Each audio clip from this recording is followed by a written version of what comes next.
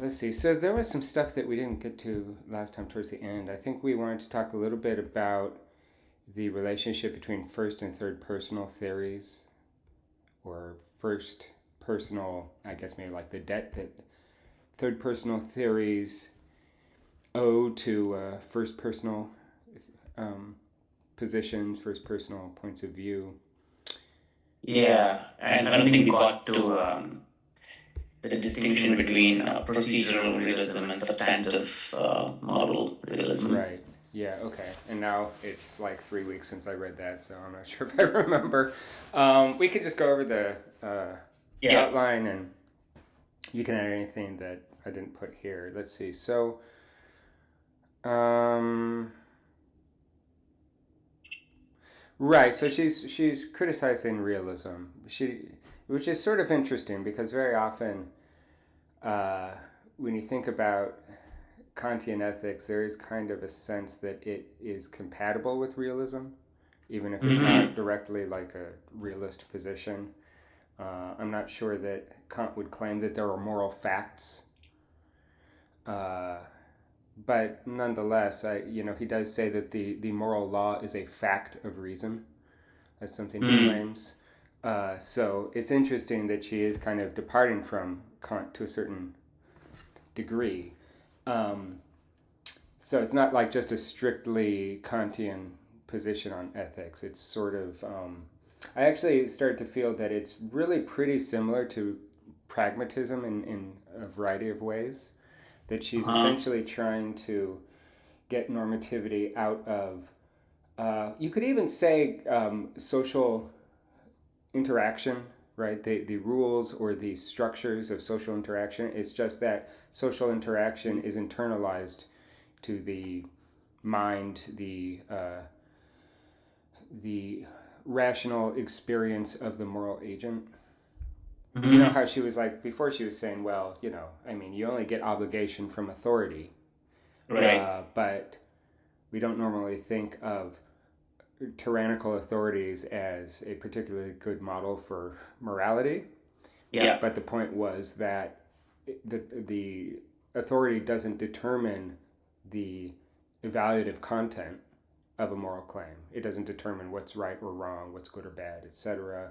It simply enforces the law. It Law. enforces Yeah. the power of the moral command. Right. And of course, it's still, when it's externalized, it's not really adequate to the I guess you could say the experience of the moral agent, or it just doesn't seem to gel with the way that we experience moral deliberation when we're thinking about what we should do. But she says that then what really happens is those external coercive powers, the power to punish, gets internalized, and then we have sort of an authority function in our own psychology, I guess. I want to avoid using the word psychology because it's not a psychological theory in the sense that would say that morality is just like a psychological adaptation in the evolutionary sense, right? But I'm not sure if there's another word. That's why I said like rational experience or something like that. Yeah. But the idea is that the structure in, say, Hobbes's account of the relationship between the sovereign, the law, and the subjects all gets internalized to the various functions of human experience in moral deliberation. Mm-hmm. Uh, so now, yeah, so I was saying that that actually is not that far away from the kinds of moves that um, Rorty or Brandom make with respect to foundationalism. Right, like the reason that she doesn't like realism, moral realism, I think the main reason is that it's a kind of foundationalism that doesn't actually provide a foundation. Yeah. I mean, there's a quip by Rorty. It's probably, I think it's in in an interview on YouTube somewhere. Although he also wrote this down in various places. But the quip is, "Truth just means the celebration of ideas that people like."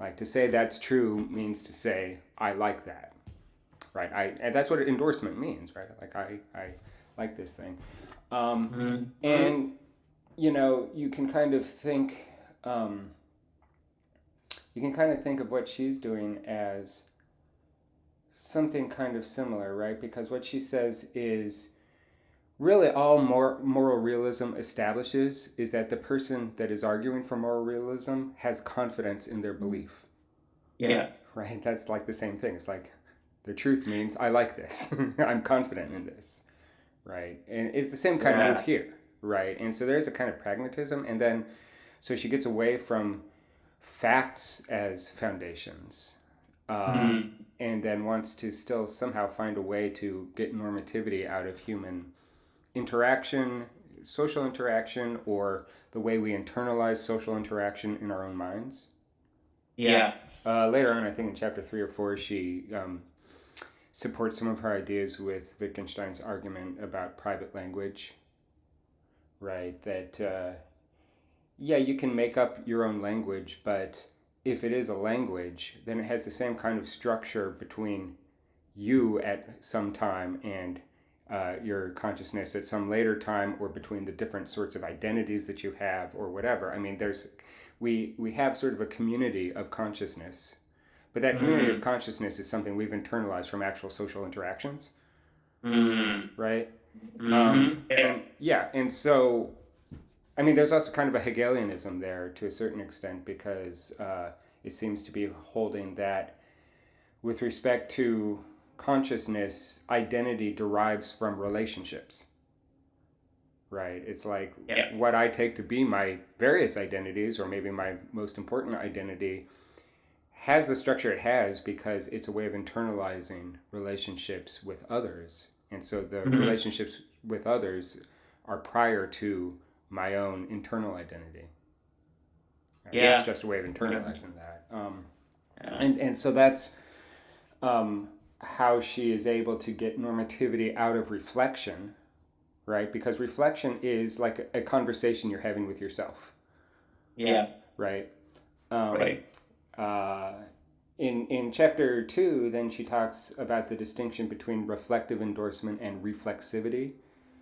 Mm. Reflexivity is like even the next degree of internalization of that kind of conversation, because what I take the difference to be is that reflective endorsement, or just reflection, is where, in Humean terms, or also in Kantian terms, different mental faculties are in Mm. conversation. So, like, reason asks whether uh, a moral motivation is beneficial to me, right? Mm. But reason and moral sense are not the same faculty, right? Mm. Understanding, moral sense are different faculties. Understanding is associated with conceptual knowledge. Moral sentiment is associated with evaluation, Right. right? So what happens, I guess, it's a little obscure actually. I'm still not completely sure that I have this right, but at least it makes sense the way that I'm understanding it.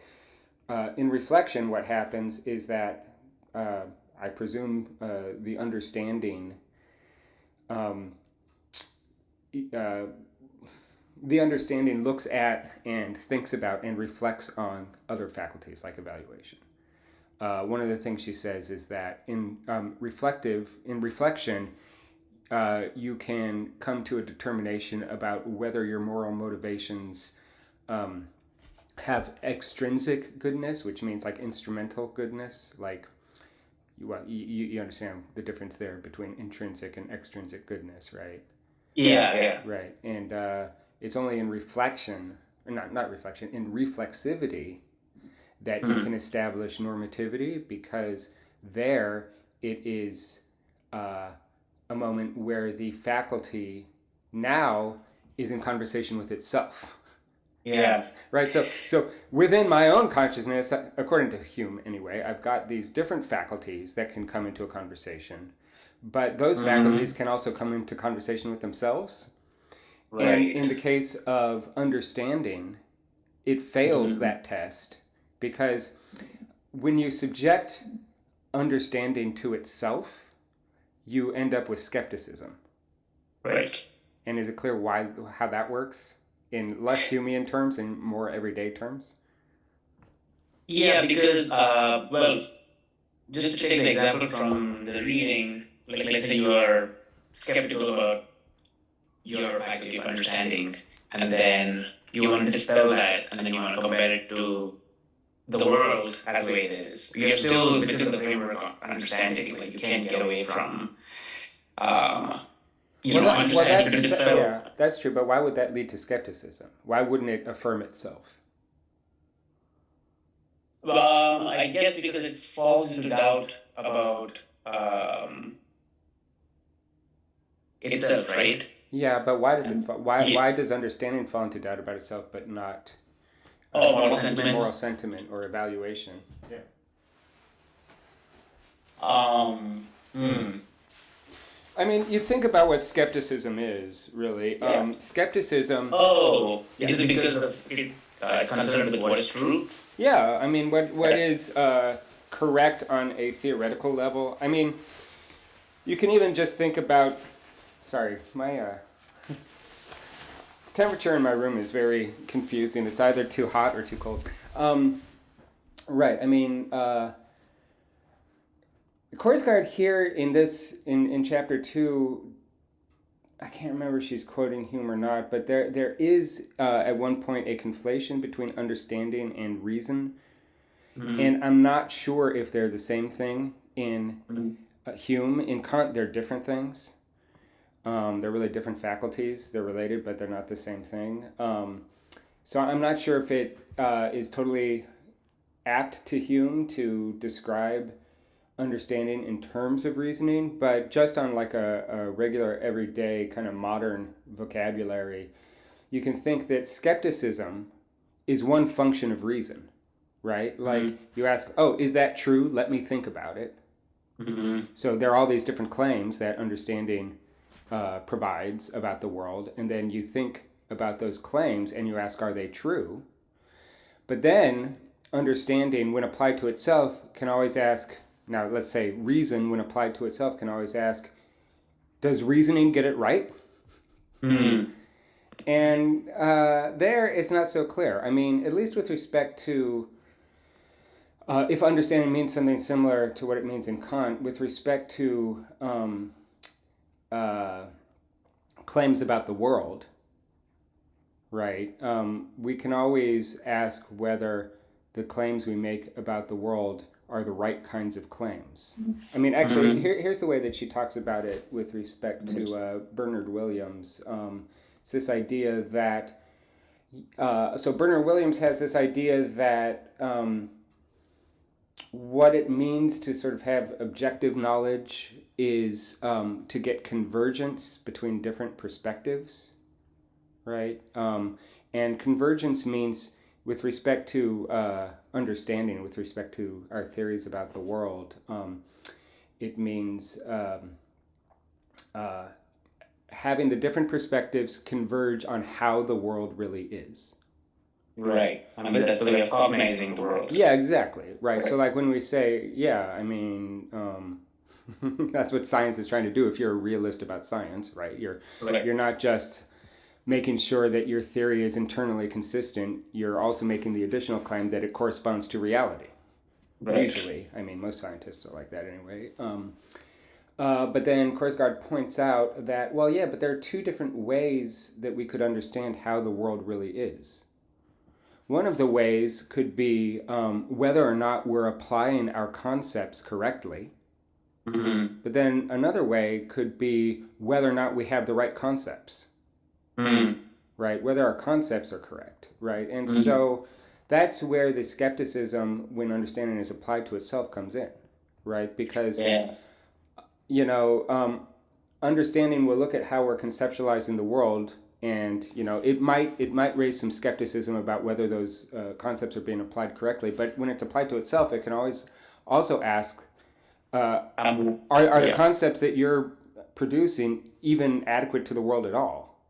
Right. In other words, does the external world even exist? Yeah. You know, so that's how skepticism comes out of reflection, not reflection, reflexivity, when understanding is applied to itself. I guess with reason, you know, I was thinking about this actually. if we do conflate understanding with reason, then I'm not sure that it's really any different from moral sentiment. Um, Here's why. First, let me go through the moral sentiment argument with respect to reflexivity, and then see if reasoning is any different. So, with the moral sentiment, the idea is that it survives the reflexivity test, because essentially what you're asking is it good to be good? Right? And there it seems like, as she says, well, okay, you can't get to some meaning of good outside of an evaluative framework. There is no completely independent view from nowhere about values. All values always arise within a framework of evaluation. In fact, it's just sort of like, by definition, it makes no sense to ask what good means outside of a framework where good has a meaning. Right? That is just a contradiction.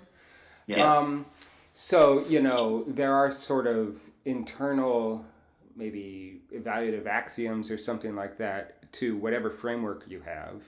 But within that framework, evaluation affirms itself, right? If your framework has some kind of conception of goodness, when that is then applied to itself, when your evaluative framework asks whether your evaluative framework is good, then it will be affirmed, right? Like, is it good to be good? Is it nice to be nice? Right? That's the idea. It's maybe a fairly simple version of the idea, but really the idea is just, when you're asking about facts, understanding, when the reflexivity of the understanding on its own activity, when it's applied to itself, then you end up in skepticism. But with evaluation, it's different, because goodness affirms itself, right? It's like, if you say, you're asking yourself, is it good to be good, right? Like, so you're I don't know, maybe actually, to put it in slightly more contemporary political terms, right? Like, with respect to the virtue of courage or something. Maybe you're a sort of person that likes putting yourself, well, not likes, but maybe you almost feel driven to put yourself in harm's way for the sake of expressing the truth, or expressing, speaking truth to power, or this kind of thing. And you find yourself always at the front line of whatever protest, and then you ask yourself, is it good to do that? Why do I always find myself in these protests? Right? Then you might ask, well, is it good? Is this thing that I find good actually good? And the claim is, sorry, let me turn on my computer. The claim is that I don't know if it's 100% of the time, or if it's simply that in principle it's possible. But the idea is that within an evaluative framework, if I ask, is goodness good, I'm usually going to come up with a positive answer. That's the idea, I think, with reflexivity. Let me just say, it's almost like I think she calls it like a thin ethical concept, right? Well, yeah, yes. So right. So finding yourself in the front line of a protest is a thick ethical concept of courage, or something like that, right? Because without things like protests and political systems and all this kind of stuff, that concept has no meaning. You have to have all this culture, all this social content to the concept, whereas good itself is then, That's an interesting question. I think we should spend some time on that, because that might complicate the picture of what's going on in reflexivity. But I take the difference between reflection and reflexivity to simply be, and she does say this explicitly, the difference is that in reflection, you've got some kind of dialogue between faculties, And in reflexivity, the dialogue is between one faculty and itself.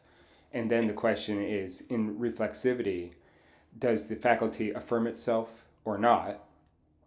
And Hume thinks that understanding does not affirm itself because it can end up in skepticism.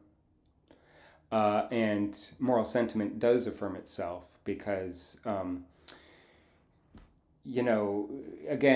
in asking, is it good to be good, I guess relative to the specific framework, you're always going to end up by affirming that because the evaluative framework is the only way we have to evaluate the claim of goodness, right?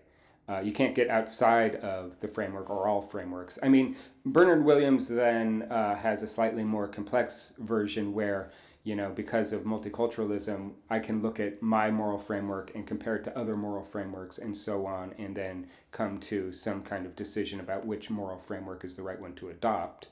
But even there, you're not outside of all moral frameworks. You're evaluating other moral frameworks from your starting position, and so it's like a slightly more complex version of it, but it's the same basic idea that there's something about the internal structure of evaluation that survives reflexivity because it's simply applying its metric to itself in a way that it kind of can't be wrong, essentially. But the thing is, and again, it can't be wrong, not in the sense of being objectively correct outside of all frameworks. It's just essentially asking, is this framework internally consistent? Right? And understanding, interestingly enough, on the Humean account, isn't really internally consistent from the point of view of producing something like self-justification or certainty or something like that, because when understanding is applied to itself, then you get skepticism. Yeah. Now, the thing is, of course, though, like if you're thinking about reason as opposed to understanding, where understanding means forming concepts that adequately capture facts about the world, reason is a little bit different because it's more abstract. And there you could ask, well, wait a minute. I mean, what about like Aristotle's laws of logic, right? Like the law of identity, for instance. If I reason about the law of identity, I'm always going to come up with an affirmation. I can't even reason at all without accepting the law of identity, right? And Aristotle also thinks that's true about excluded middle and contradiction, non-contradiction, and so on. There are different logics that dispense with those things, but no logic dispenses with the law of identity. In fact, how could you? Because if you wanted to deny that the law of identity is true, if you want to say the law of identity is false, you already have to accept that there is a thing called the law of identity. Right? And so it seems like reason actually should affirm itself, just in the way that moral sentiment, evaluation would affirm itself. Not that the law of identity is correct, but there's no way internal to the system of reasoning that you could ever deny it. Yeah. Right? And so it seems like reason should survive reflexivity as well, which is one reason perhaps to think that understanding and reason are not the same thing. It's kind of like very phenomenological in a way where, I don't know, if I just take the act of seeing, even if I don't know what I'm looking at, like it's all sort of concepts or whatever, I can't not deny that I'm looking at something. Yeah, so right. Like, well, right, yeah, so I mean, it's a kind of foundationalism that is, this is the sort of thing that Wilfrid Sellars and Brandom and so on critique with respect to Cartesian foundationalism, where the foundationalism is not based on some external fact, some objective fact. The foundation is in the consistency of some kind of mental act where the seeming itself is foundational. And of course, remember that with Sellars, the idea is that, well, the seeming isn't really a foundation from the point of view of justification, because seeming is just a causal fact. right? The seeing itself is a causal fact, um, about which you can't really be right or wrong. Just in the way that if I, fall into a hole, I can't be right or wrong about falling into the hole, right? um, Seeing is the same way because it's just a causal fact. And then there are different kinds of activities that we can perform with respect to that causal fact.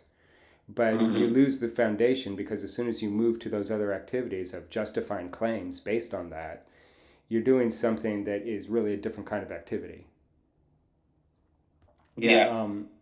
And so it seems like reflexivity would have a hard time overcoming that objection, right? Because, well, maybe not. I mean, maybe not actually, because if you think about it, reflexivity isn't causal, whereas seeing is causal. I suppose even thinking, I mean, I guess if you think that thinking also can just be described in causal terms, and the causal aspect of thinking is different from the content of a thought, which can be a justification, right? I wonder, is it different with reflexivity? I'm not sure.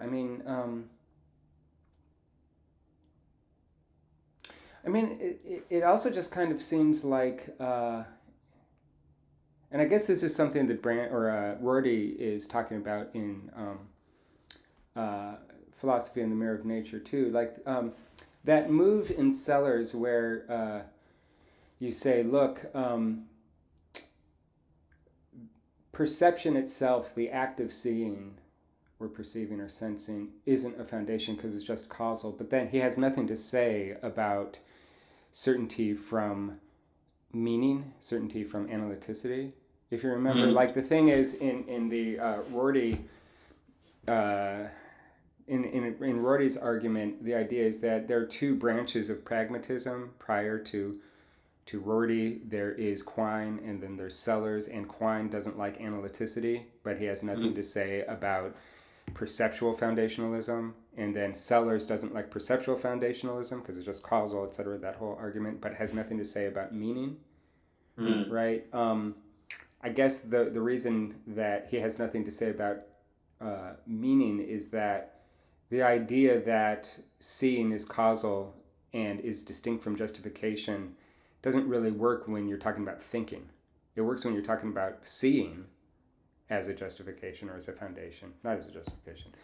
Well, yes, it's a critique of seeing both as a justification and a foundation. And his critique works for that, but thinking's a little different, right? Because I'm not sure exactly what the... you could certainly talk about thinking in causal terms. But I don't know. It's much harder to get a sense of... let's see. Let's think about it. Like if I say I think, therefore I am, what is the think there?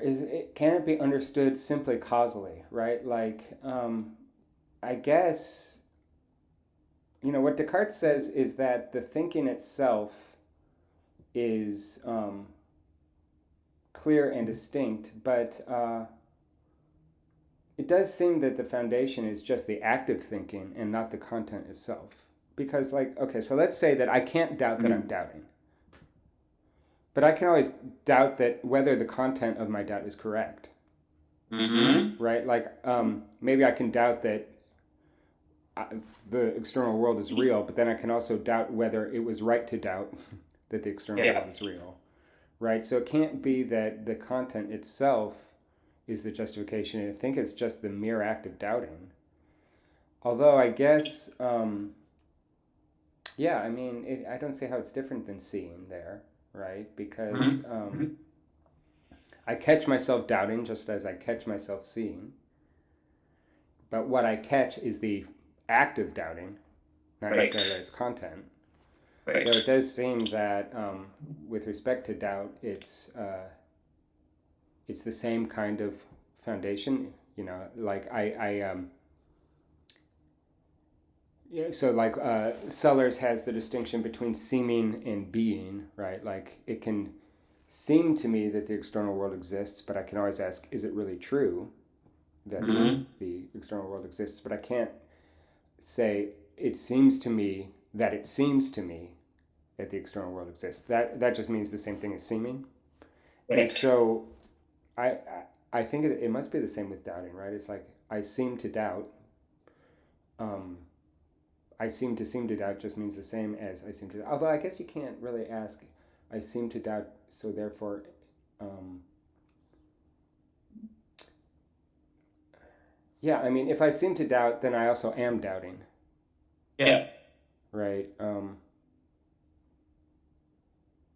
And I'm not sure if perception works the same way. Like if I seem to see something, Yeah. well, I Sort of don't have this thing where he know. says you can't see the seeing, Right. and it's like, um, Yeah, in any case, I mean, the main thing that we're working on here is the question about whether reflexivity really can be normative if it survives Sellers's and I guess Rorty's objection to foundationalism.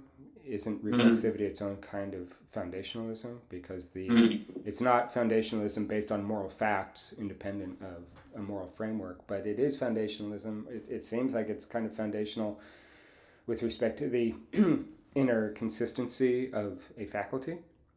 yeah. Um, and so I'm not sure. We have to go through the notes here and see if she has something to say about that because I'm not sure how she'd overcome that. Um, but you get the same kind of thing with reasoning too, right? I mean, the starting point of reasoning, the law of identity, can't be overcome from within the system. The only way it can be overcome is to abandon the system of reasoning, Mm-hmm. and that's the same with an evaluative framework too. I think, if you take Yeah. something, some basic thing to be good, then the framework that holds that to be good will affirm its own goodness. Right. And the only way that you can the only way you can negate that is to abandon that moral framework. Mm-hmm. I think that's the Yeah. way. Yeah. I mean, she gives a pretty good practical example of that with femininity and masculinity, Mm-hmm. where she I think the example is like it's aggression, Mm-hmm. feminine or masculine, and Mm-hmm. she says like, well, at a certain point, people just like abandon it and move on Yeah. because it's just not.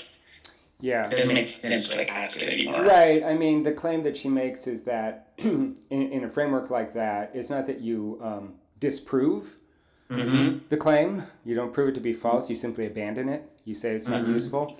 Um, I think it's interesting too.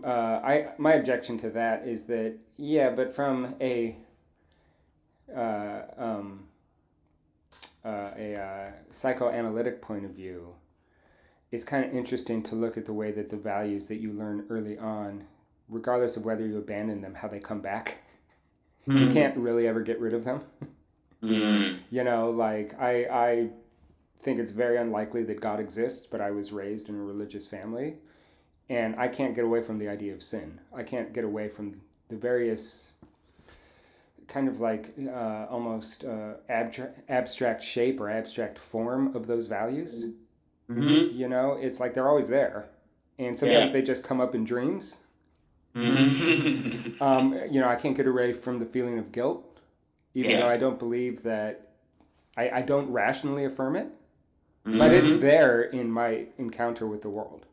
Yeah. And I don't think that she has a very good response to that, or at least the feminine masculine sort of thing isn't a very good response to that, because I think that even with respect to gender roles or something like that, the way that you encounter the expression of gender roles, regardless of whether you affirm that it's a good evaluative framework, it's always going to be there as part of your upbringing. Now, that doesn't mean that it, let's say you were raised in a home that had very very strongly defined gender roles or something, and then later on you disavow that, and maybe you even develop an identity that is contrary to that whole picture. I think the very way that you contradict that picture is going to be informed by the picture. Mm. So I think we've talked about this with respect to Foucault. It's kind of a simple idea, but rejections, negations of some framework can only be rejections, can only be negations of that framework if they adopt the structure of the framework. Right. Right. And so I think that's the same thing here. Like, do you really get rid of those frameworks, or is the very rejection of it in some sense determined by the framework of the values you're rejecting? Mm. And I think that's the deeper psychological point to that, the psychoanalytic point. It's like, so I don't believe in sin. I don't believe in, having a guilty soul, but that definitely forms part of my subconscious. Yeah. So, yeah, and I don't know that she really talks about that in the later chapters. I haven't read past chapter 2, but it would make sense if she doesn't really talk about it that much, because she's coming from a tradition that seems to hold that the mind is transparent to itself. Mm-hmm. Like, I mean, the very idea that you could get normativity out of mental faculties being applied to themselves seems to suggest that those mental faculties know what they're doing. Yeah. You know what I mean? It's like that their activity is somehow transparent to themselves, Yeah. right? Yeah. The mind is somehow transparent to itself. Mm-hmm. And it does seem like she could benefit from a little bit of the...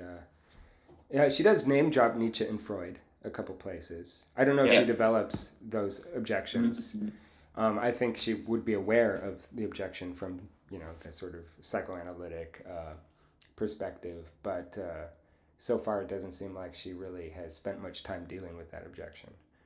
Yeah. Well, you had wanted to say a word or two about procedural realism and substantive realism. Is that maybe too in the weeds? Do you want to go back to that, or do you want to just kind of see if we can get the aerial view of chapter 2? Yeah. Let's see if they have anything to add to what we've spoken about up until now. No, I think we can move on. Yeah. Yeah. Okay. I mean, I think maybe there's something to be said at the very conclusion of chapter 2, where she's talking about the difference between techne and praxis. Are you clear on that distinction, what techne is and what praxis is? Techne is like technical knowledge, and praxis is like knowledge expressed in a way of life. Mm. Right? And she says that realism can only really think of morality in terms of techne. It doesn't really, it can't really get the distinction between techne and praxis, because it holds that if there are moral facts, then ethics is just a branch of epistemology, because all you're doing is investigating the world, a certain part of the world, the moral part of the world, the moral domain of the world, but it's still just a study of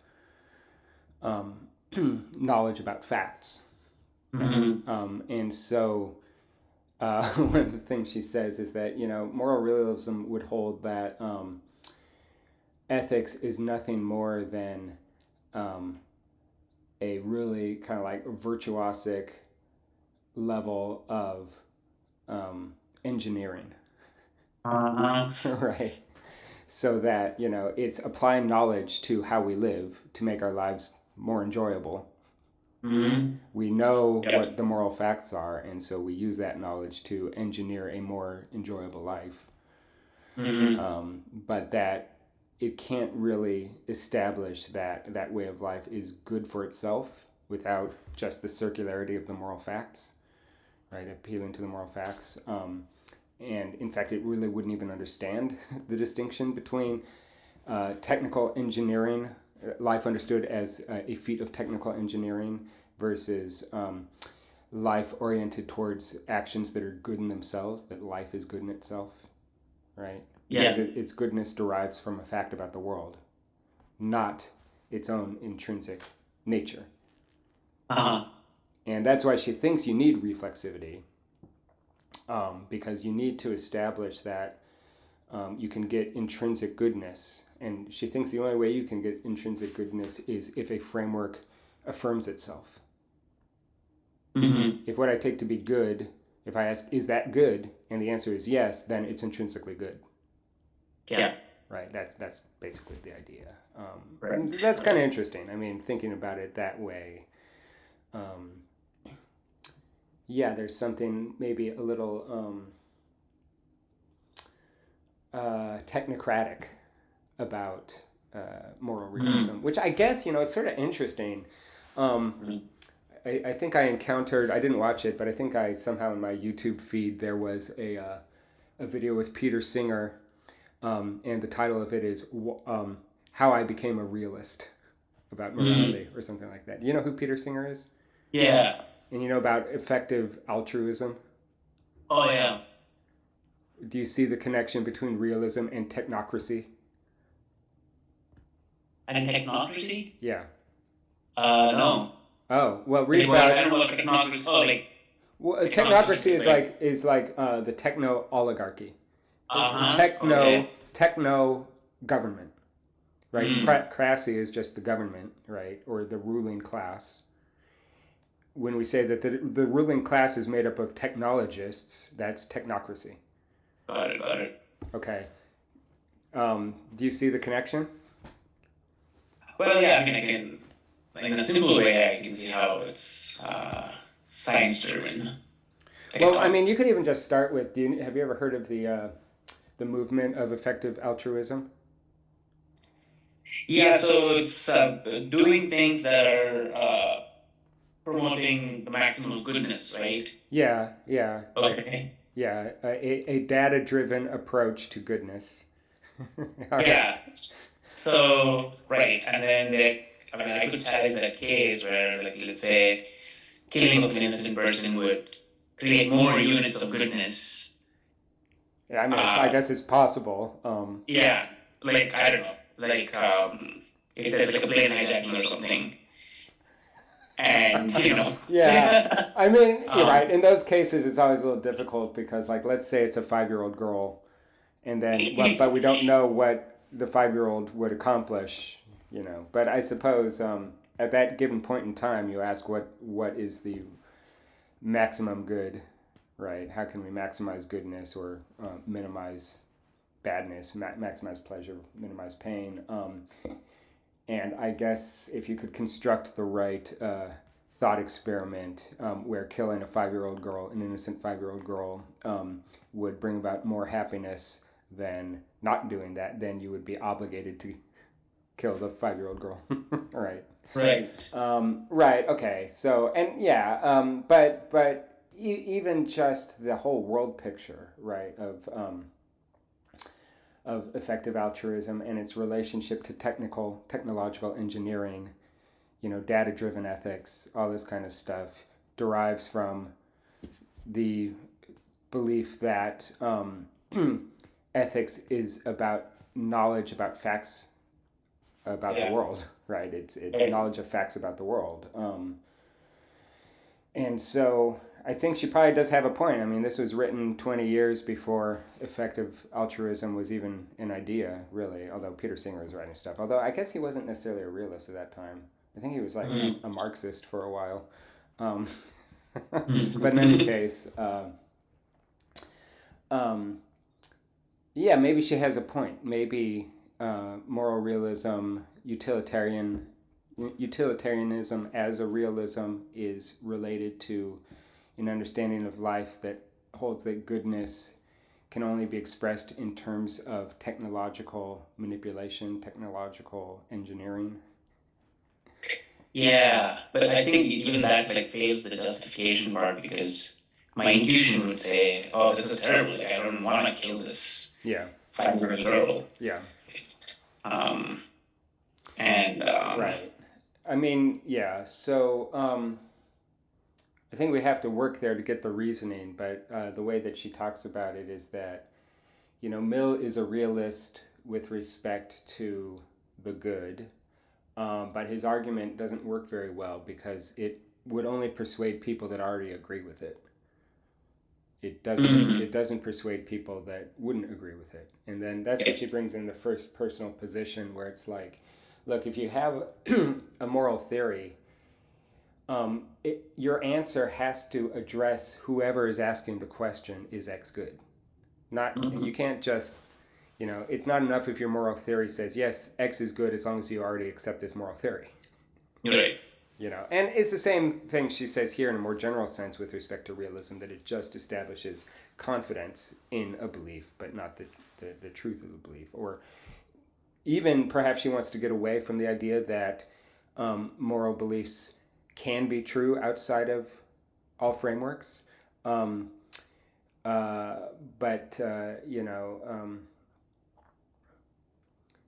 Anyway, yeah, it's this idea that to ever ask, is there like a completely non-perspectival, completely objective answer to the question, X is good, is already a realist position. Yeah. Right? Like, so in denying realism, she's denying that there could ever be an answer to that question, because it's not a well-formed question. It's like a nonsensical question, basically. Yes. Yeah. In order to say yes or no, you have to believe in moral facts. Right. Okay, maybe we can do a fast run through of chapter 2, see how far we get. So she talks about Hume, Bernard Williams, and John Stuart Mill. What do we want to say about this?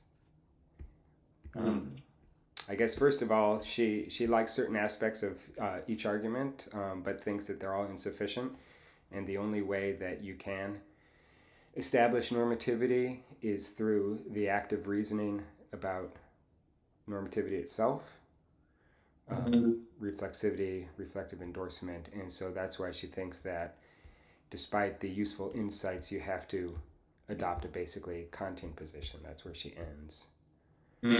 Yes, right.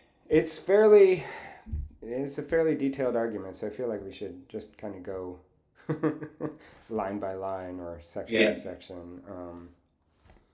You can add things as you like to the outline that I've got. Maybe we'll just use this as the blueprint. Okay. And also, I finished this several days ago, and now I don't even really remember what I wrote.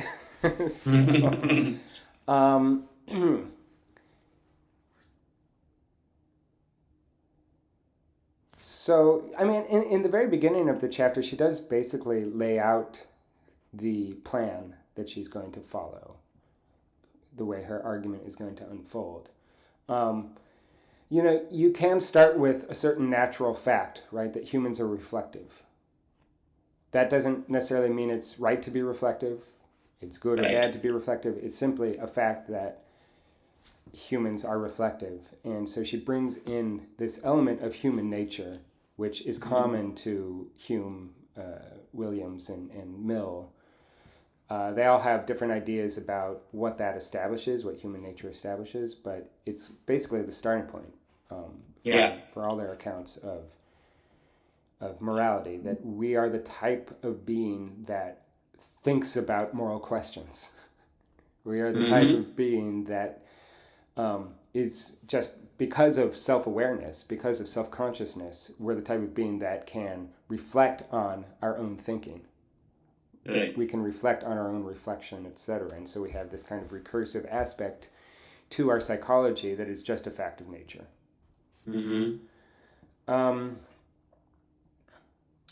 But that reflective distance then also can cause a problem, because when reason is subjected to itself, it asks whether our reasons are actually right, whether our reasons should motivate us, whether they really have any authority over us. And then she says, if we can state this problem clearly, then that clear statement of the problem will also be a statement of the solution. She goes on to say that normativity is going to be explained from within reflection itself. It's that sort of recursive structure, that self-affirming structure of reflection, that establishes normativity, establishes intrinsic goodness on an evaluative level. Intrinsic Uh-huh. because it affirms its goodness from within its own framework, not by appealing to some external moral fact. Right. And yeah, this is a pretty crucial distinction between how intrinsic is used with realism Uh-huh. and reflexivity. Yeah, I mean, it's interesting. Do you want to flesh that out? Is there a way to talk about moral realism in terms of intrinsic goodness? I think there is probably, but what's your take on that? Yeah, so, well, I was just thinking about the realist claim that there are intrinsic moral facts out there in the world, right? And I'm thinking about how the word intrinsic works here with reflexivity, Mm-hmm. because in the end, it's almost like self-affirming or something, the word Mm-hmm. intrinsic. Yeah, yeah. Um, Well, intrinsic just means that, yeah, self-affirming or self-consistent, maybe. yeah. So I guess like the realists would say, if let's say they saw a vicious act or something, they will say viciousness is built into the act. And then I guess someone who uses self reflection would say, well, the act is vicious because I disapprove of it.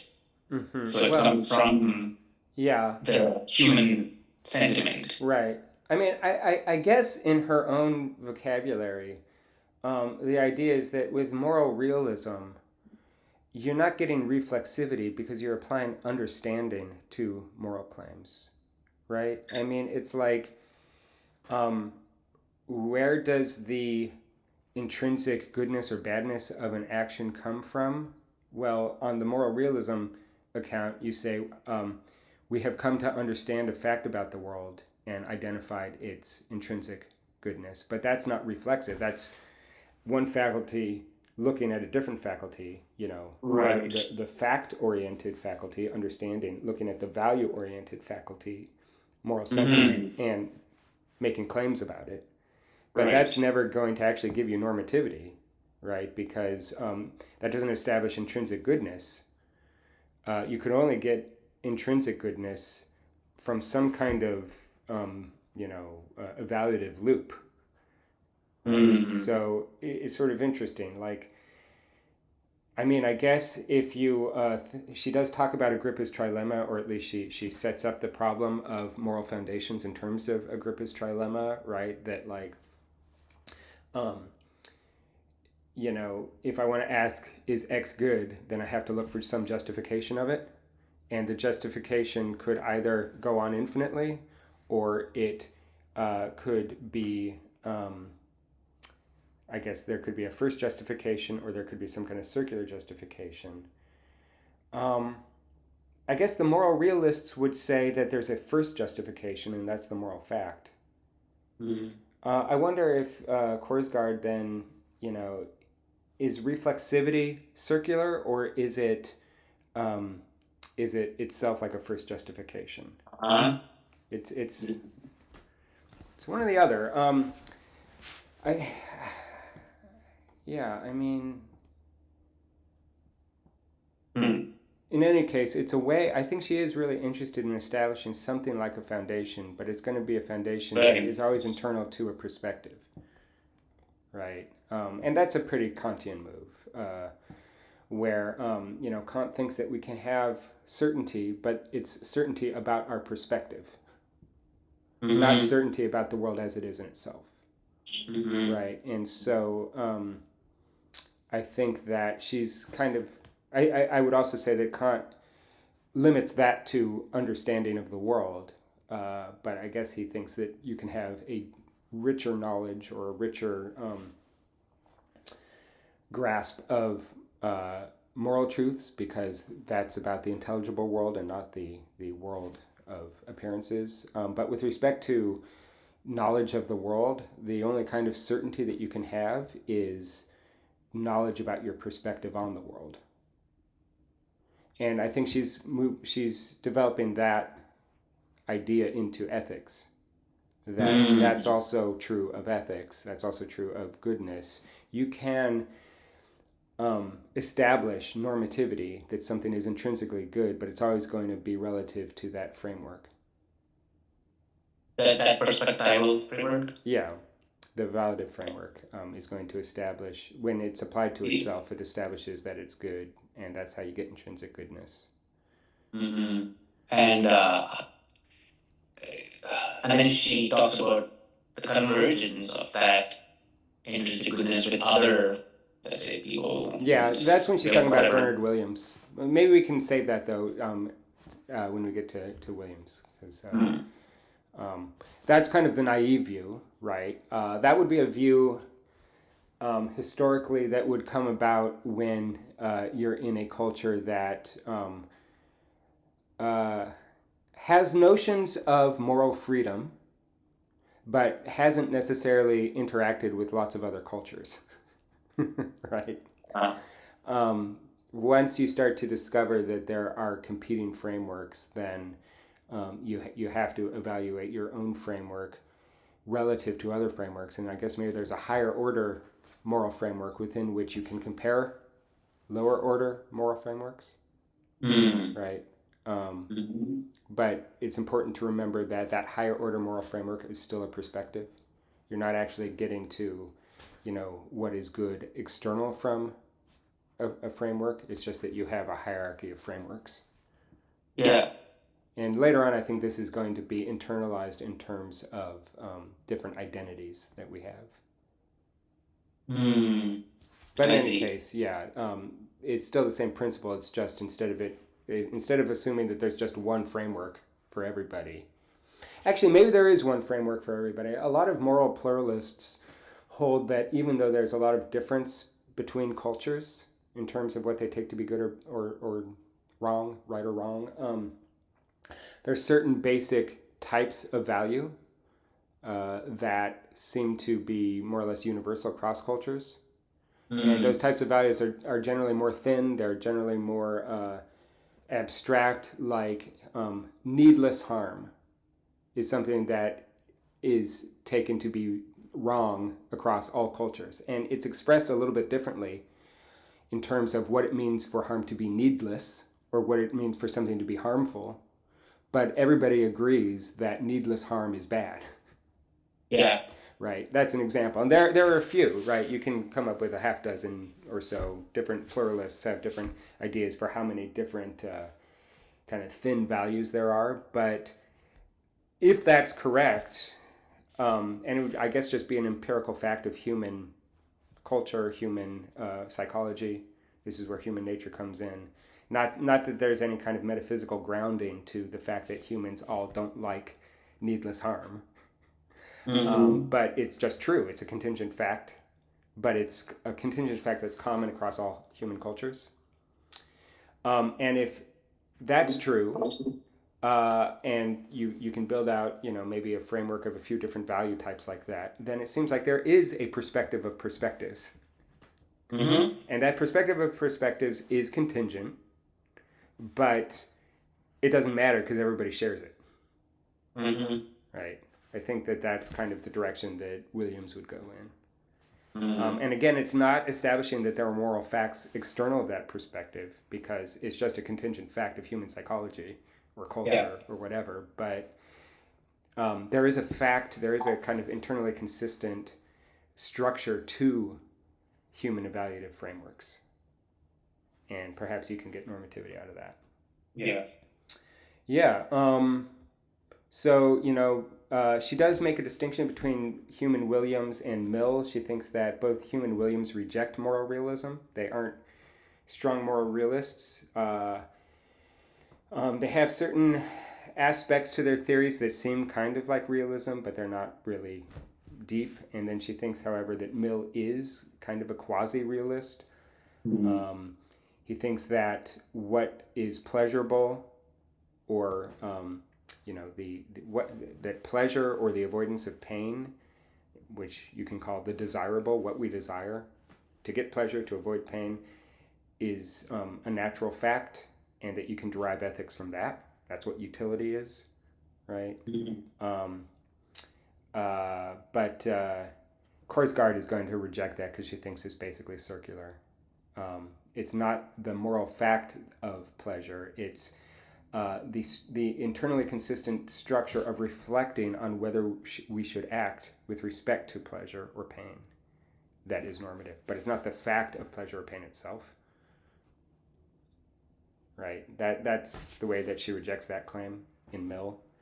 And then she finally says, because of that internally consistent structure to reflecting on our motivations, we have to look at Kant, because that's exactly what Kant says about how normativity is grounded in the internal consistency of the autonomous moral agent, right? It's the moral reasoning itself is self-consistent, and that's how you get normativity, not by appealing to a fact that is independent of that reflection. Mm-hmm.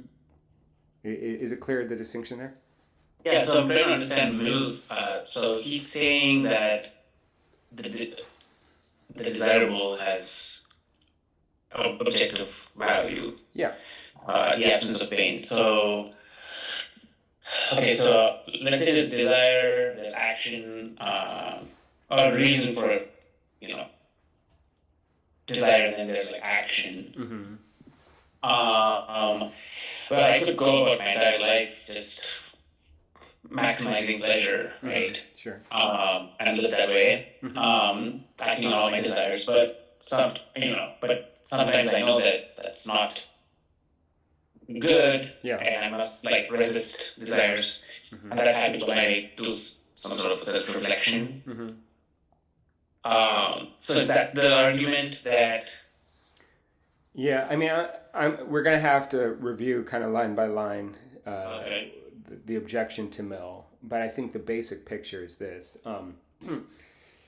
She claims that Mill is trying to ground normativity in the fact of pleasure as a value, right? That humans have a natural fact to their psychology, I guess, or their biology as well, that they like pleasure and they don't like pain. Okay. And she says that Mill is trying to get normativity out of that fact. Mm. And then what she says is that, well, that's not right, because and that's where she says that the thing that's weird about Mill's argument is that you could only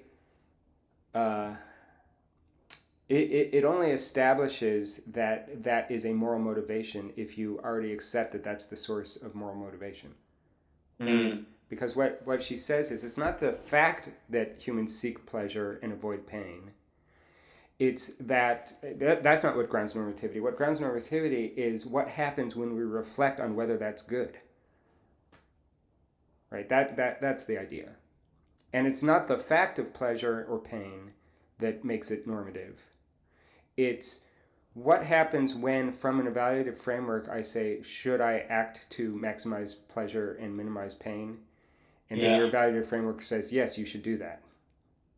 Right. I guess the idea is this. You might then say that, Korsgaard is complaining that Mill's argument is basically circular, that it only would work for people that already accept utilitarianism. Mm-hmm. And then you might say, isn't that true of Korsgaard's argument too? It sounds like if you're getting normativity out of the internal consistency of reflective endorsement, isn't that also circular? But I think the difference is that Mill's circularity appeals to a fact that's independent of the reflection. Right. Whereas Korsgaard, all you get is the circularity, right? There's nothing else to appeal to.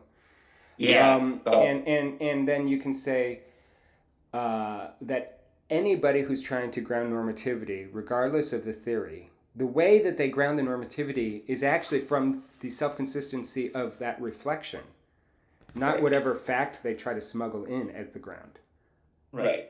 Right. I think that's what's going on here. That's avoids... I think that's true. Right. Yeah. And that's why she says, okay, and then you could say, well, wait, but isn't that aspect of human psychology that we reflect and evaluate our own actions relative to the framework within which we're evaluating it? Isn't that just a contingent fact of evolution? She could say, sure, it is. It's contingent, but that doesn't matter because that contingent structure is self-consistent. Yeah. Is that clear? Yeah. Yeah. So that's how she can get normativity out of a natural fact of the world, right? You don't have to appeal to some metaphysical foundation. You can just say that human psychology is pretty interesting because it can evaluate itself. Yeah. It can evaluate its own evaluation, right? And that evaluating of its own evaluation is consistent. It doesn't yield skepticism like it does when you're reasoning about facts.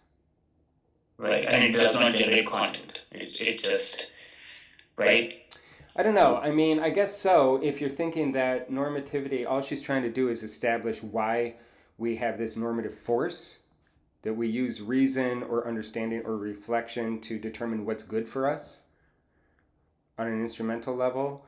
But reflexivity is supposed to establish not only what is good for us on an instrumental level, it's also supposed to establish that it's intrinsically good because it survives its own evaluation. Right. Right, that's what she claims anyway. I think that's the scripture. Yeah. Yeah, this book is not easy, actually. It's oh, man. Okay. So maybe we can say a word or two about Hume. Yeah, so for Hume, approval or disapproval is kind of a basic fact of human nature. We do not disapprove of an action because it's vicious. Instead, it's vicious because we disapprove of it. Right? And there, it's actually kind of like Kant's Copernican turn with respect to epistemology, right? It's not that there's a moral fact and then our morality has to fit the fact. Rather, that action, which is a fact in the world, we take to be wrong, but it's wrong because its wrongness has to fit our own evaluation, right? And so that's just a fact of human psychology, of human nature, that we do that, which means that that's kind of like the basis, at least for Hume, for moral evaluation, that we just don't like, we get some pain when we see other people suffering. And that we have, a variety of different interests. We have both self-regarding and other-regarding interests, right? We definitely pursue self-interest, but we also like to see other people flourish and feel bad when other people don't flourish. And that's just as much a psychological fact as self-interest. He moves on to some kind of interesting stuff. It's interesting from the point of view of aesthetics, talking about the difference between theoretical and practical moral philosophy. Remember this, where it's like basically Hume thinks of himself as a theoretical moral philosopher because he's essentially just trying to explain what this thing is that we call morality, why people act in a certain way and feel a certain way relative to their actions and the actions of others. But what theory does is it simply discovers the principles of morality and tries to persuade by reason. In other words, to give maybe a naturalistic or even a metaphysical account, I guess. Hume probably wouldn't agree with the metaphysical account, but I think both a metaphysical or a naturalistic account would both fall under theory, because you're just trying to explain why people act in a certain way, and maybe your explanation is based in human nature, maybe it's based in moral facts or something, but you aren't really, to the extent that you're persuading by rational argument. Yeah. And then the practical tradition, according to Hume, is more aesthetic. It doesn't really explain morality. It just tries to talk about morality in a way that is essentially aesthetically attractive, right? It persuades by making virtue appear beautiful.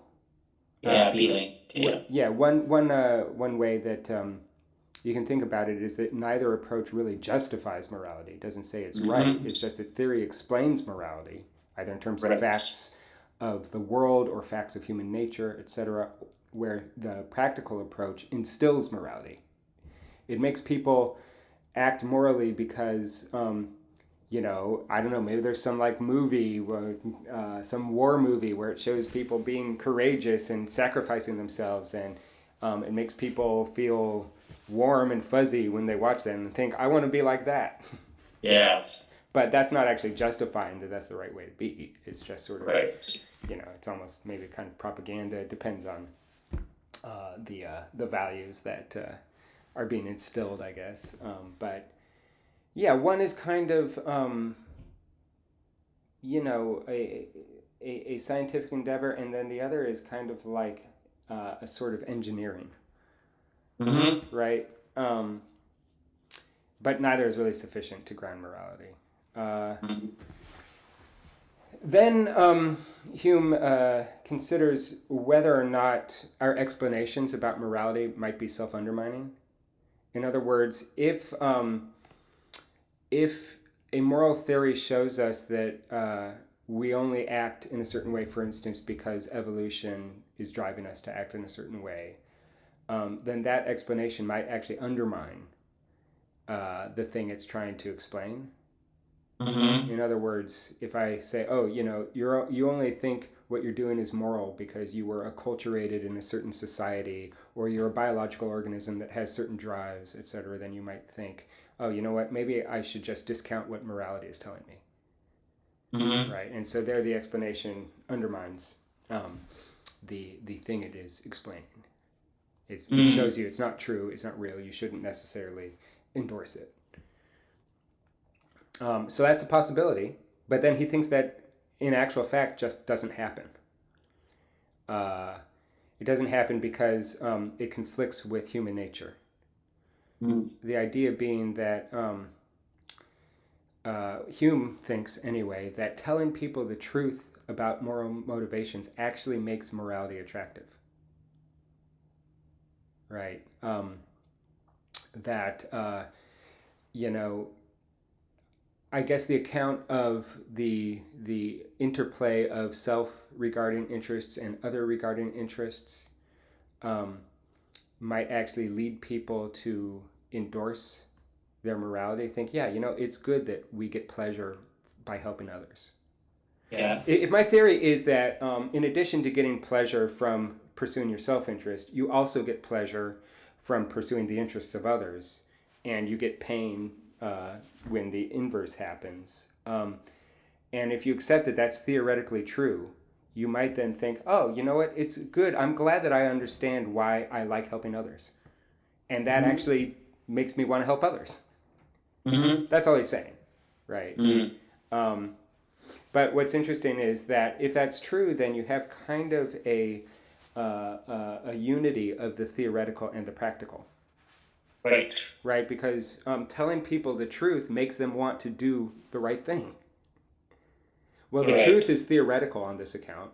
You might even just say, you know what, humans like helping others. And I can show that by analyzing human psychology. And if I do it in the right way, in other words, if I just tell the truth, then the truth is enough to make people find morality beautiful. I like that idea of remind me of Popeye about the kid who finds spinach disgusting. Oh, right. Yeah. Yeah. Yeah, that's a worry. We have to get to the sensible knave to put that in context. Yeah. But yeah, the basic idea is that normativity really emerges out of a unity of theory and practice. It both tells the truth, but the truth itself is beautiful, Mm-hmm. right? So if that is correct, then Hume's account would be normative. Yeah. Yeah. But um, even so, the endorsement of moral motivations requires some standard of justification, right? So we need to think about what the standard of justification is. I'll just keep going here. Hume thinks that reflection involves weighing competing aspects of human nature, which we've talked about a little bit, self-interest versus sympathy or social identity, other regarding interests. Let's see. This stuff is pretty in the weeds, and I'm not sure if it's going to be useful, but I'll just talk about it. Moral judgments are made from a generalized social perspective. This is actually important to set up the context for the sensible knave and the problem of circularity and how you could respond to circularity. So when I say that,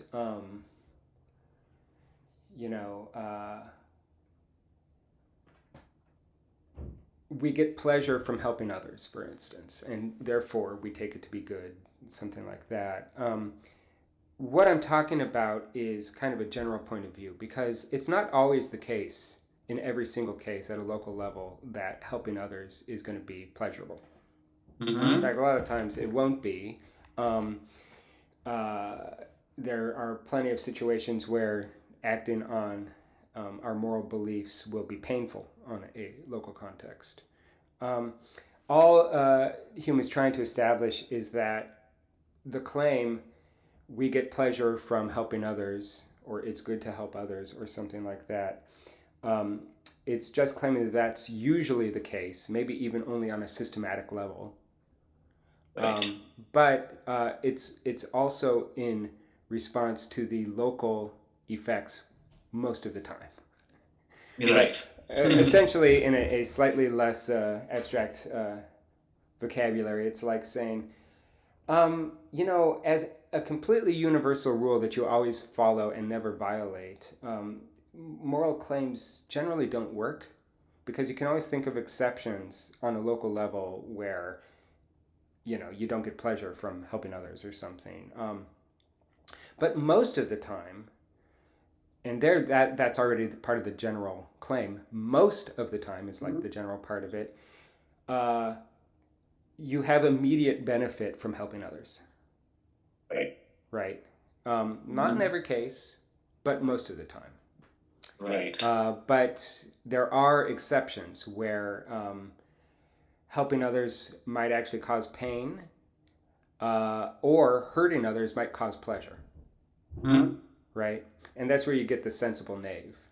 Right? The sensible knave is essentially, it's like, God, people like Donald Trump, I guess, or, maybe some kind of deadbeat that shoplifts from big box retailers or something, right? Yeah. I like that example because I think it really drives the point home. It's like, given a system where people help each other the vast majority of the time, where the vast majority of the time people temper their self-interest in relation to their other regarding interests, you could be an individual that always flouts that system and always ends up on top. Right. I mean, in other words, I think Donald Trump's a good example of that. Like, he always does the immoral thing, and he always wins. Right. And so the idea is that if that's possible, then it might be a worry with respect to the moral theory, right? Yeah. Because on a local level, you can have people that flout the system and yet don't feel pain, actually get pleasure from flouting the system. Yeah. In which case, by the way, if that's true, then from the perspective of the sensible knave, it's rational to be immoral. Morality is actually irrational. Because morality, in the case of Donald Trump, doing the right thing he'd be in prison if he just started doing the right thing. Yeah. Right? Given all the stuff he's done, if like today he just decided, you know what, I'm going to follow Hume's maxims and I'm going to try to act in other regarding interests and temper my own interests, because I'll feel bad if other people suffer. If he started doing that, then he'd immediately, lose all his benefits and probably end up in jail. And so from his perspective, at least right now, it is rational to be immoral. Right. Yeah. Did you want to say something? Just that. I guess like the sensible knave argument is, as long as there's not crazy damage done to the system of justice, then there's no problem in me committing certain crimes or whatever. Um, and I guess like Hume's argument is, well, this is where like the idea of sympathy comes in because Yeah. you feel bad, you have this faculty or whatever where, well, maybe there's something to do with Bergson here too about like getting truly to know like something with the idea of sympathy, right? Yeah, Trying to like I think sympathy is part of it, but the whole point of the sensible knave objection is that for that person, sympathy is actually going to be bad, and self-interest, unmitigated self-interest, is going to be good. yeah. Right? And so if there can be anybody like that, then there's at least one perspective in that system where it's rational to be immoral and irrational to be moral. Right. And so you have to think about what's going on with sympathy. Why is sympathy good? Mm. Do you remember what Hume's response is? In what way does the sensible knave miss out on something? He, by being a sensible knave, he is actually now not. He loses access to what is good about morality. Mm-hmm. What does that Yeah, mean? he loses access to the social sphere, right? Yeah, and in particular, what's good about the social sphere? Happiness. Yeah, exactly. In other words, Yeah. there are certain moral pleasures that you only can experience if you're on the moral wavelength. Mm-hmm. Right? In other words, by being the sensible knave is actually living in a black and white world where people that are moral are living in a color world. Mm-hmm. Right? In other words, there is just like a complete dimension of pleasure that he's missing out on. Right. Yeah. I think that that's the response. Now, there is a problem which she doesn't really mention here, but if you think about what Nietzsche would say to that, Mm-hmm. what would Nietzsche say? Nietzsche might agree that you're missing out on certain pleasures by being a sensible knave, but you're also avoiding something else. Pain. Yeah, you're avoiding guilt. Yeah. Which is itself a pain, right? Yeah. So it sort of seems like maybe that's not a very good objection to the sensible knave, because the sensible knave, in acting in complete self-interest, is also avoiding guilt. Mm-hmm. Yeah. So I don't know. I mean, then I guess the next step would be both Nietzsche and Freud would say, yeah, but actually pain can be pretty pleasurable. Pain can give you a sense of meaning in your life. Right. And that's something that the sensible knave, as a nihilist, loses access to. Right? So maybe Hume's right after all. Yeah. I think that's the way the argument would go, right? And I do kind of think that being a sensible knave means that you're not going to have the richest meaningfulness in your life. Mm-hmm. Because I think meaningfulness is something that only comes about by suffering for your values. Right? I think that would be Nietzsche's idea too, right? And so that would be Nietzsche's own response to the Nietzschean objection. Yeah, he avoids guilt, and so maybe that is a counterbalance to losing out on moral pleasure. But then he also loses the distinct meaningfulness of struggle for what you truly believe in, struggle for your own values that you put into the world. I mean, I never get the sense that Donald Trump has particularly rich values. Yeah. Right? You know, like it doesn't even seem like he's capable of reflecting on whether or not he's acting in terms of his values. He just kind of acts. Yep. You know, and so I think Nietzsche would also agree that that's not a very rich human life. Yeah. It's true he probably doesn't feel guilt, but he's almost just like in a sensory deprivation chamber with respect to value, right? It's just right. Like, there's so, I don't know, it's hard to imagine that his life feels very meaningful. Right. Although, on the other hand, you could go the next level higher and say, yeah, but isn't the search for meaning often a source of pain? especially if at the very end you find that nothing is actually objectively meaningful. It's only how much you struggle in the world. But then I guess Nietzsche could pull out his own sort of reflective endorsement about value on that level, right? Yeah, it's true that there are no objective values.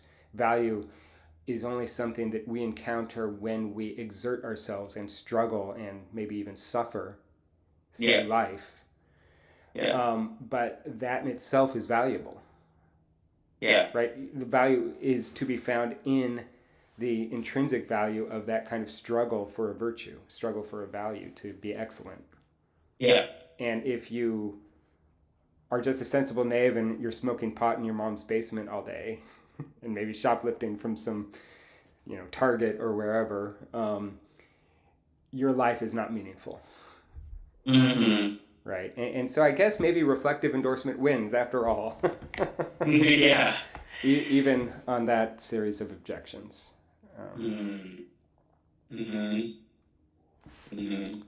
I think it's also kind of interesting, to think about.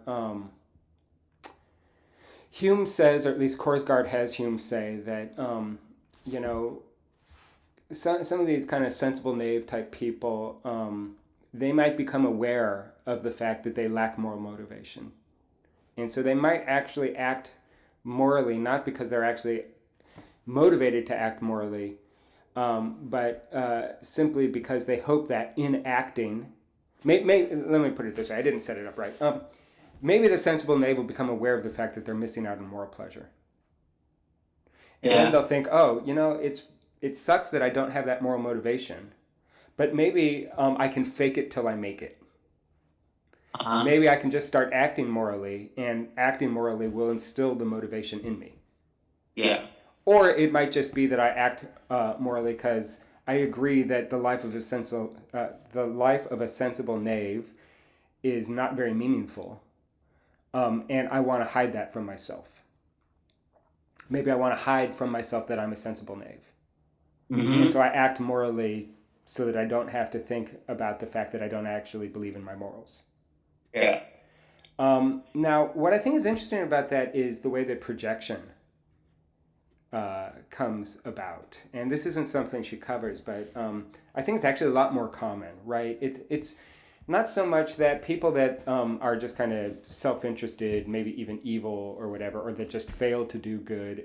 I don't think it's usually that they do good in order to motivate themselves. Maybe that happens sometimes, but I think it's a lot more common that people fail to do good or do evil and then either try to justify their actions by saying, oh, actually what I was doing really was good or was not evil, or they project their faults onto other people. Right? So like, let's say, you see this every day with the current administration in the United States. They do something terrible, and then they say something like, everyone does it. Everyone cheats. Everyone steals. I'm the only one who admits it. Right? So therefore I'm actually good. Or they say, others do it even worse than me. Not just that everybody does the same thing, but everybody else is actually worse than me. So like the implication with Trump, whenever you've probably seen this phrase where people say, every accusation is a confession. Right? This is projection, right? When I accuse you of doing something, if it's projection, it means actually I'm the one who's doing it. But in that move, I'm saying you're worse than me because I don't do it, or at least that's the implication. I mean, by implicature, right? By the pragmatics of a conversation, if I start accusing you of stuff, people often will assume that the fact that I'm accusing you of something means that I am not also guilty of it. You're not guilty of it, right? Right, yeah, that's usually what people assume. Although, I mean, if I'm a murderer and I say, hey, why are you murdering all those people? There's no logical conflict there. There's no logical contradiction, because maybe I also think it's bad that I murder people, and I also think it's bad that you murder people. But just by pragmatic implicature, the idea is that if I start accusing you of something, we often feel like it would be strange for me to do that if I also thought that I were guilty of it. Right. So the implication is that, oh, I'm innocent, you're guilty. So one thing projection does is actually say that other people are worse than me, or perhaps that they do it for worse reasons. Right? Mm-hmm. Like, I could say, look, um, Joe Biden cheated on the election, but he only did it because he was selfish. I cheated on the election because I have to protect national security. Mm-hmm. Right? Something like that. But all of those types of projection are reasonable projections. Right? In other words, the reason it's reasonable is that I'm still giving reasons for my own activity. I want other people to see me as not evil. I want Yeah. other people to see me as good. And if there's some question about it, then I try to justify myself by saying other people are worse. Other people have worse reasons. At least I act immorally for good reasons. But that's still an activity of rational justification. But Mm-hmm. then there's also pathological projection, where people simply assert that others do, when in fact I'm the one who's doing Yeah. it, right? Right. So, and that's where you get like obviously false claims, Mm-hmm. right? You know, like we saw over the weekend or whatever, where it's like, yes, this person's a domestic terrorist, and everybody's like looking, and it's like, no, that person was not a domestic terrorist. And then their response is, oh yeah, that person was a domestic terrorist. Like, Yeah. how do you even respond to that? It's not even rational debate anymore. Right. There's no attempt at justification, and it's really an expression of lying as power, Mm-hmm. right? Because when they just keep doubling down on an obvious lie, what they're actually saying is, we all know I'm lying, and there's nothing you can do about it. You don't have the power to stop me from lying. So, Uh-huh. people project their evil, their lack of good onto others. Maybe they even do it to the extent that they simply lie, and it's obvious to everyone, including themselves, that they're lying.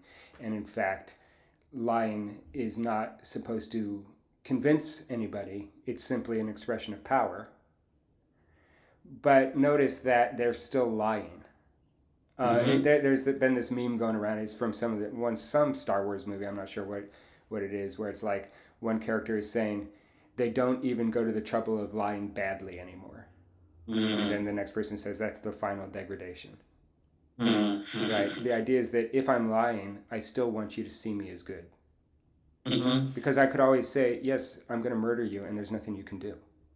Mm-hmm. Right? But to say, oh yeah, we killed that person because they were domestic terrorists, even though everybody knows it's a lie, including me, it's still something where I am trying to disguise the fact. And the reason I'm disguising it is I still want you to see me as good, or I still want to see myself as good, Mm-hmm. right? So even people that act immorally, even the sensible knave, if they're projecting, if they're lying at all, they still need to justify their actions to themselves or to others. Lying is still an attempt at justification. Mm-hmm.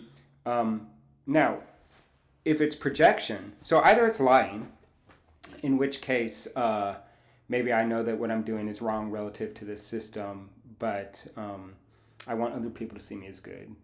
If it's that kind of pathological projection where I can't accept for myself that I'm bad, and so I say, oh, it's other people that are bad, that's still a sort of other regarding sentiment, because if I'm saying I can't accept for myself that what I'm doing is bad, and so I have to project it, I'm Mm-hmm. justifying what I'm doing to myself. Mm-hmm. But justifying what I do to myself is just an internalization of other regarding sentiment. Yeah. I care what other people think about me, gets internalized. I care what I think about myself. Mm-hmm. So, lying, projection, all this kind of stuff, even though it's bad, maybe even pathological, it's still an attempt at justification, Mm-hmm. which means that other regarding sentiment is still in play, Right. even if in a very weak sense. Right. Um, yeah, you want to say anything about that?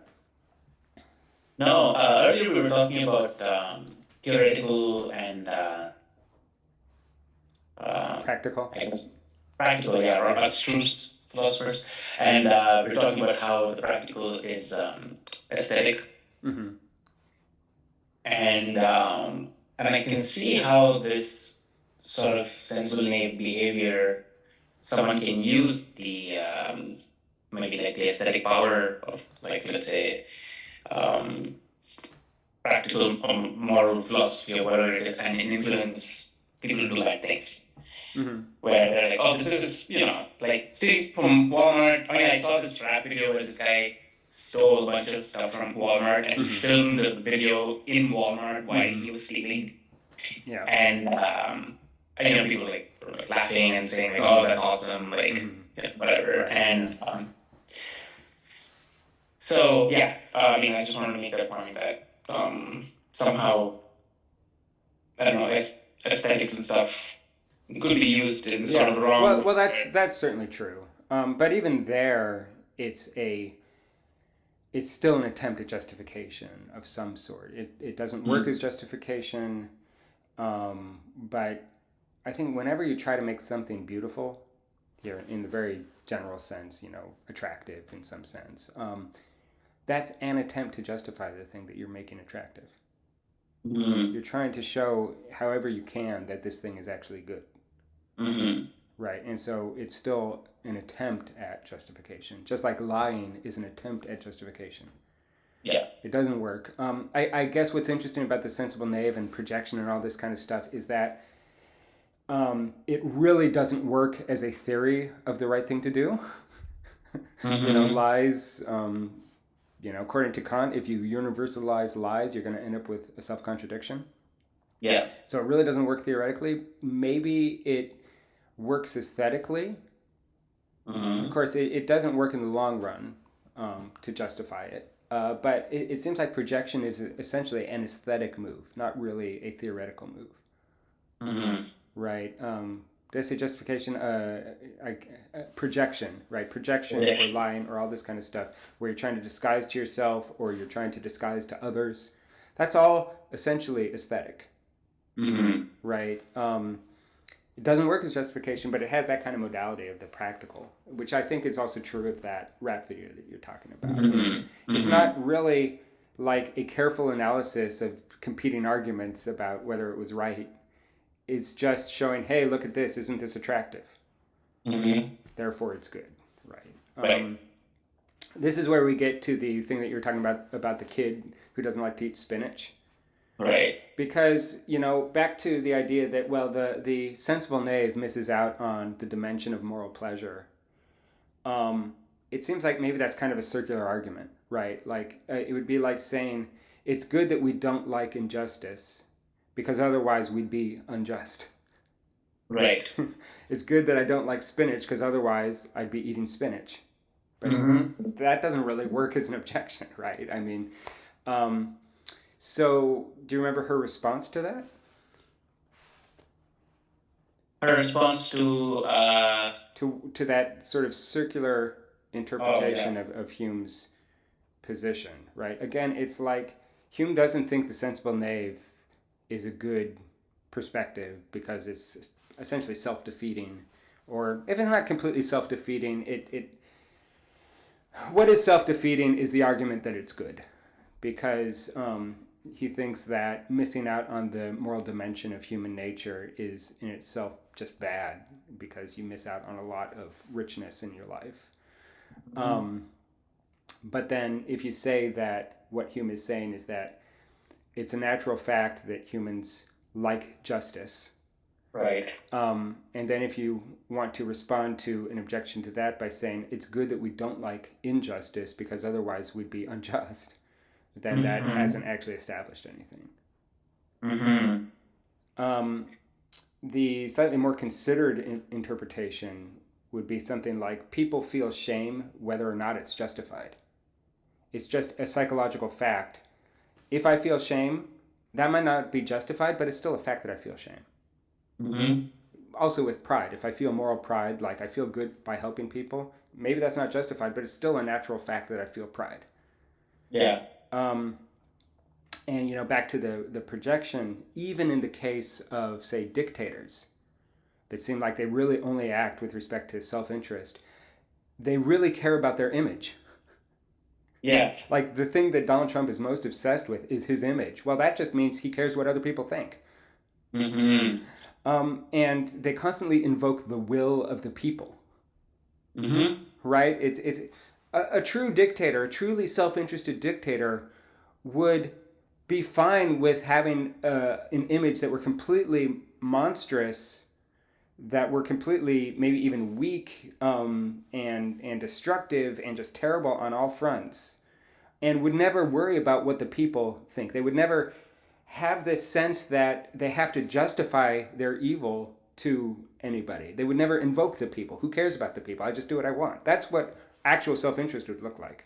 But that never actually Mm-hmm. happens. What Yeah. always happens is that dictators are constantly um, projecting an image that they care about the nation, they care Right. about the people, right? And it may just be a political or sociological fact that if they didn't do that, they couldn't hold on to power, Mm-hmm. right? So there Yeah. you get, again, this aspect of human nature. Now, on a social level, it may be just a fact of individual human nature that you feel pride or shame, whether or not that pride or shame is justified. It's Mm-hmm. just a natural psychological fact that you feel that. And maybe on the level of the dictator, if they don't pretend to care about the people, it's a sociological fact that it's much harder to hold on to power, Mm-hmm. right? Yeah. So, the idea is that there are these kind of natural facts that don't have to be justified to still be in place. Pride and shame is something we're going to experience whether or not it's justified. Mm-hmm. Um, and so this is the non-circular response to the sensible knave.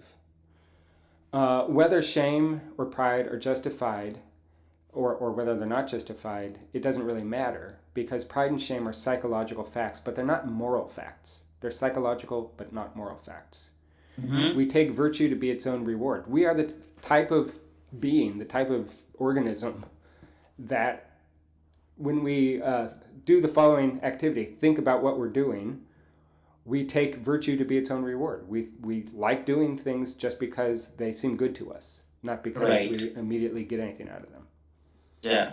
Um, so we have a natural aspect of our psychology that is moral. We're governed to Mm-hmm. an extent by morality. We're also governed by Right. self-interest, but that's not the only thing that governs us. Right. Uh, so it's not that it's good that we dislike injustice. It's just a natural fact that we dislike injustice. Yeah. And so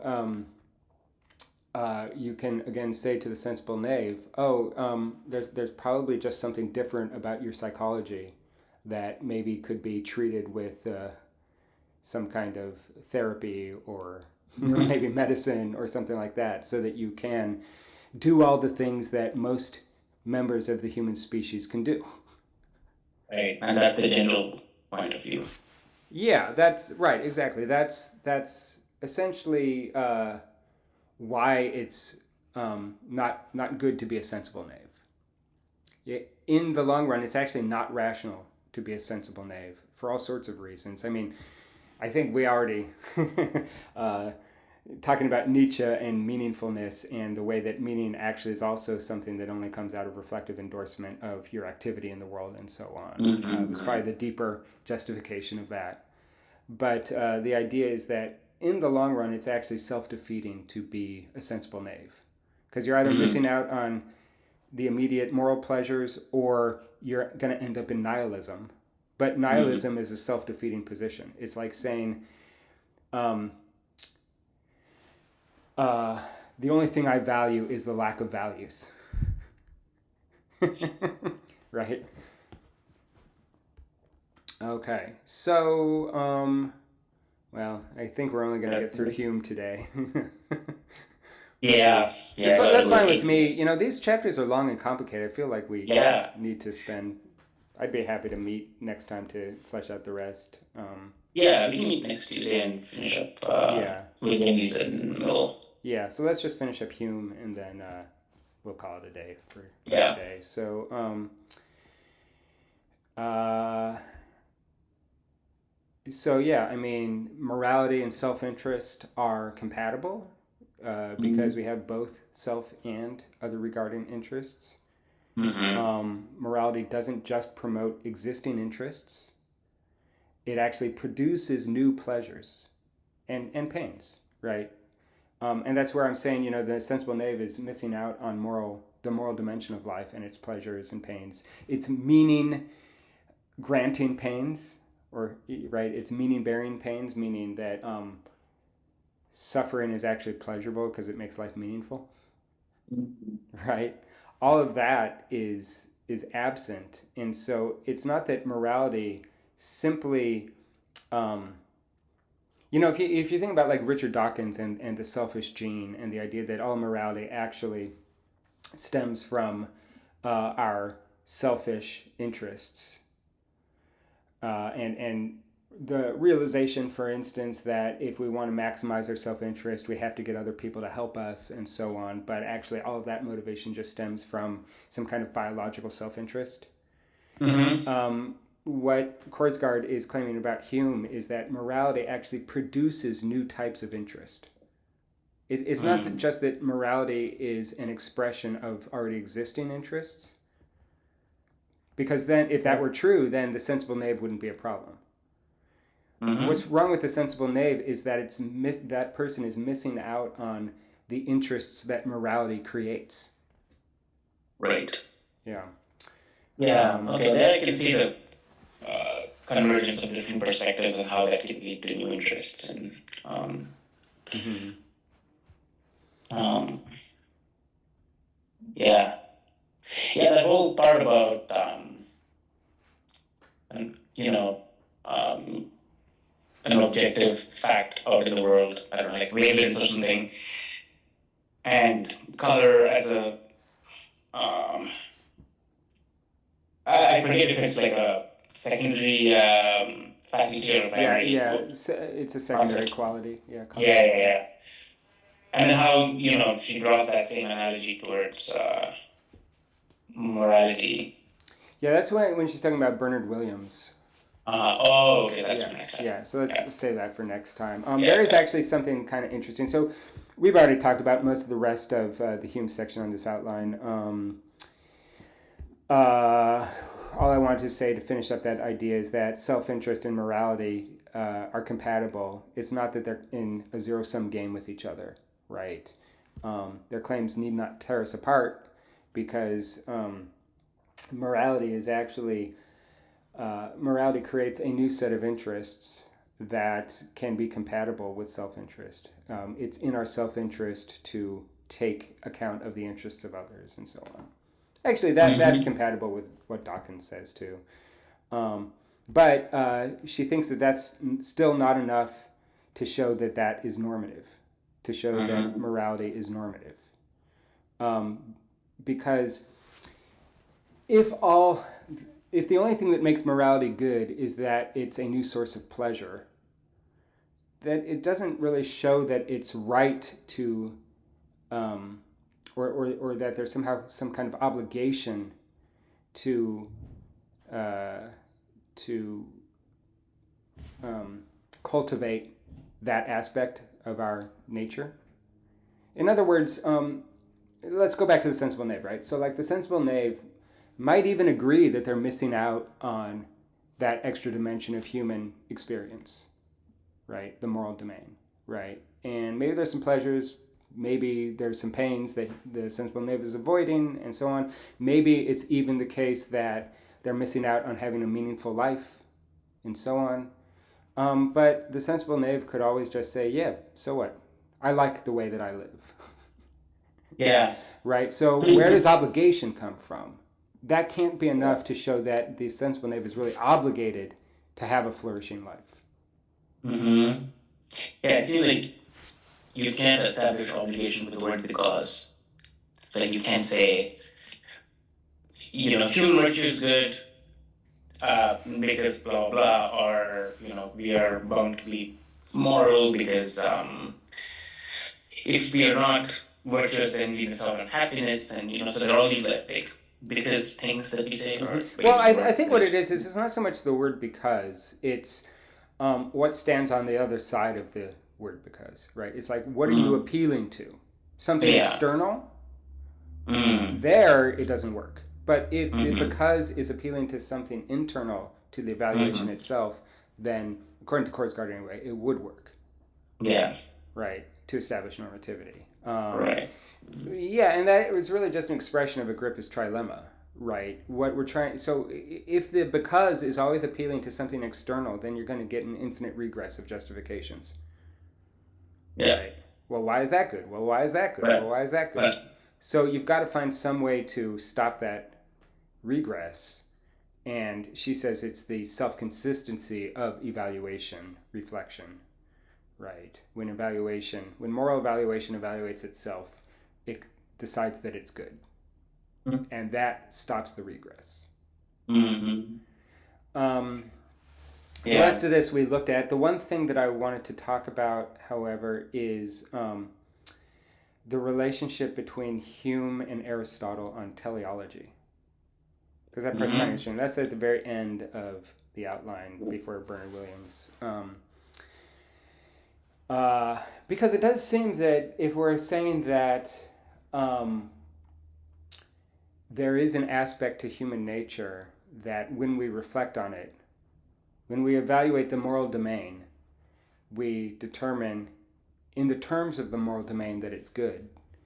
It seems like we're saying, and if what we're saying is that all of these things are not themselves moral facts, they're psychological facts. Even the capacity to reflect on your own reflection and affirm it, that's a psychological fact. It's contingent. It's not something that reaches down into metaphysical moral facts. It seems like what Hume is saying is that what it means to be good is to act according to your nature.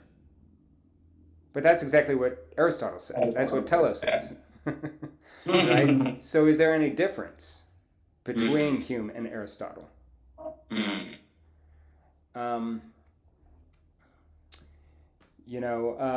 way that she says it, and I'm not sure that I totally get this, and maybe you can help me with this.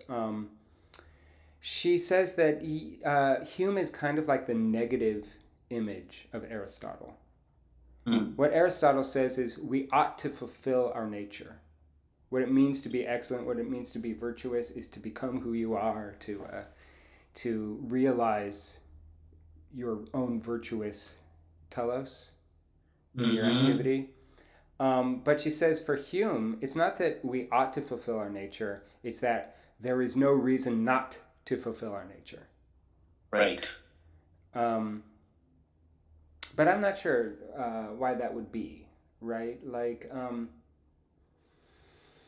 everything that I've said so far seems to suggest that it is trying to establish an ought, right? Not just an ought not to do it, or rather, not just saying that there is no reason not to do it, but it seems like it's actually saying that we ought to do it.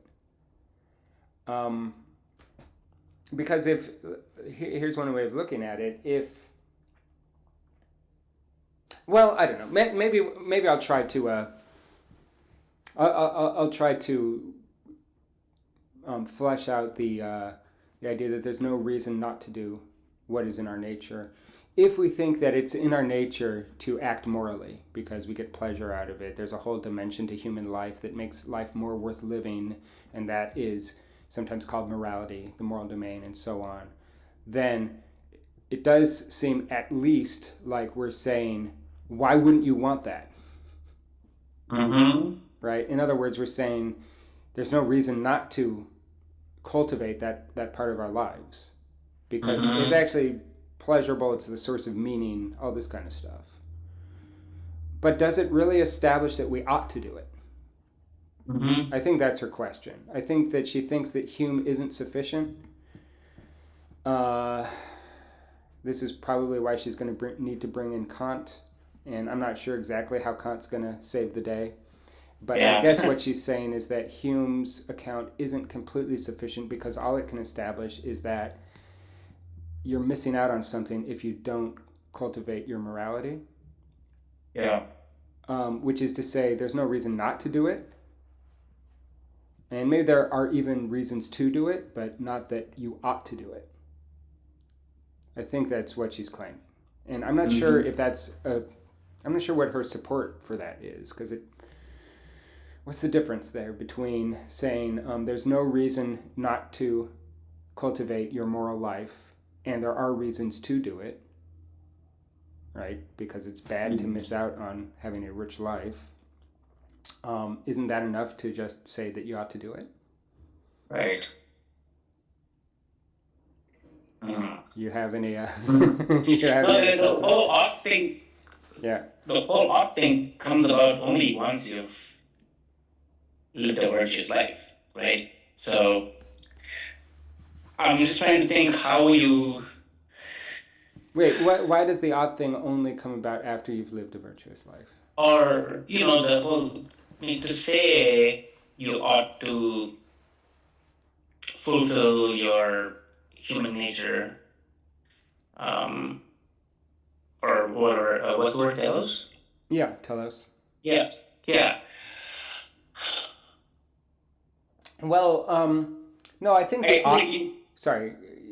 Go ahead. Finish your argument. I'm just thinking about like in terms of time, I guess. I feel like art doesn't come into focus until you've done. I mean, until you see the benefits or whatever, right? Like until you realize that you're fulfilling your human nature, then you can say you should do this or you ought to do this. It sounds like what you're saying. I mean, I would bracket the word ought for a second, because I think ought actually is future oriented or somehow oriented towards what is not currently the case and making it the case. But it sounds like what you're saying is, how can you even identify what your nature is until after you've lived? Mm-hmm. And if the ought comes from your nature, you can't know what you ought to do if you don't know what your nature is, and you only know your nature at the end. Mm-hmm. That's the idea. Yeah, maybe so. I mean, I think that Aristotle thinks that there's a more universal way of defining human telos. Mm-hmm. If we talked about this with respect to Hegel and the concrete universal and so on, and maybe my examples aren't always good because I tend to take the example of a single human life. Like, what does it mean to be Sandesh Nagaraj? Well, you're not going to know until it's over, right? But I don't think that anybody here would claim, or certainly Aristotle wouldn't claim, I'm not so sure about Hegel, but I guess Hegel also thinks that there is a kind of, the fact that a concrete universal is universal seems to suggest that it's not just the universal description of this specific singleton set, right? This one person. It's somehow also descriptive of what it means to be a human being, right? And potentially, like, one of the problems with the concrete universal and becoming who you are and so on seems like it couldn't possibly be normative, because how can you fail to be who you are? Right. But if you're taking a normative position on it, that you can fail to become who you are on some level, then it seems to suggest that there's got to be something in the who you are that is universal, right? And you can fall short of that. I mean, obviously, whatever you do in your life is going to be the stuff you've done, right? That's just trivial. But if becoming who you are has any more depth to it, it's got to be that there's some aspect to your nature that you can fail to realize. And that aspect that could fail to materialize would, I think, be universal, or would at least, if not universal, it would still be at some kind of higher order than just the actual facts that did happen. Yeah. Right. So, yeah, I think that's the idea. With Aristotle, certainly he thinks that you can define what people are by nature. Yeah, like he always starts almost all of his works, or like a lot of the more important ones, he always starts with man is by nature X. Right. Well, that nature is the telos. My question is more like, if you can establish that it's bad to miss out on a full human life, and you have no reason not to take part in a full human life. I mean, maybe one way to look at this is it seems like she doesn't really argue for this, but it seems like it's a kind of non-implicative negation. You remember that from Nagarjuna, the literature on Nagarjuna, where it's like there's often if I say you have no reason not to, if it's an implicative negation, it means you do have a reason to do it. But a non-implicative negation means saying that you have no reason not to do X does not immediately imply that you do have reason to do X. I mean, that's got to be what she's claiming here for some reason. She doesn't say why she would think that, as far as I could find. Yeah. But if there is a genuine distinction between Hume and Aristotle on teleology, it's got to be that Hume only establishes that you have no reason not to have a rich life. But there's got to be something about the structure of the argument that doesn't immediately imply that that means that you do have a reason to fulfill your life, right? Because otherwise you would have an ought. To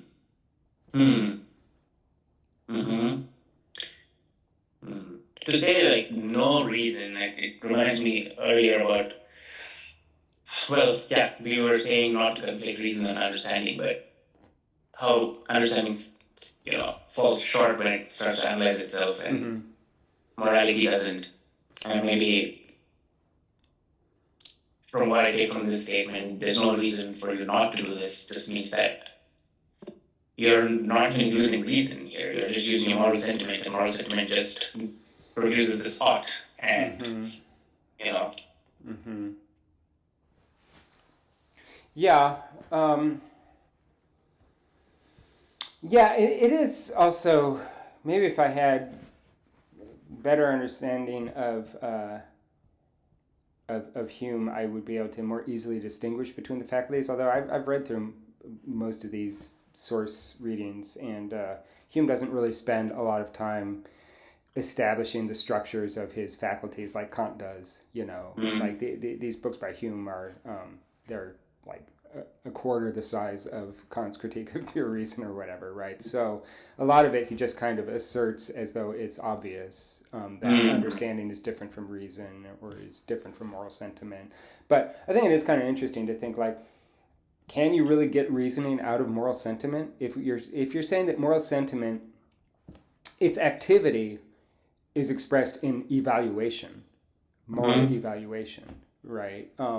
I don't see how you can evaluate something without reasoning about it. Yeah. Right? And so it does seem like these faculties aren't really distinct. They kind of bleed into each other to a certain extent. Right. So, I'm not sure. I mean, it seems like she's saying that you can establish intrinsic goodness from the reflexivity test. Moral sentiment passes the reflexivity test, so moral sentiment can show you what is intrinsically good. Maybe the statement here then would be that just identifying intrinsic goodness isn't enough to get you to act on it. Maybe that's what it would have to be, something like that. Maybe that's still not enough to show it's normative.